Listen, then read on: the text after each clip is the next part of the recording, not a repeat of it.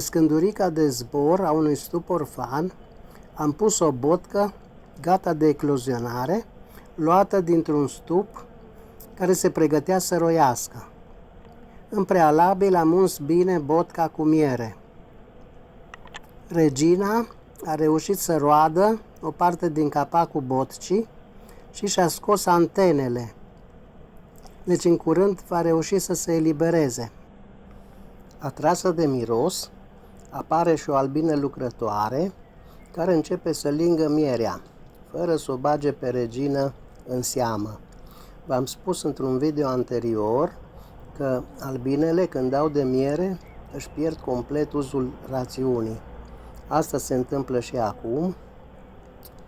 Regina a reușit totuși să-și scoată capul și acum parcă primește un pic de miere de la lucrătoare. Eforturi mari, botca se mișcă, regina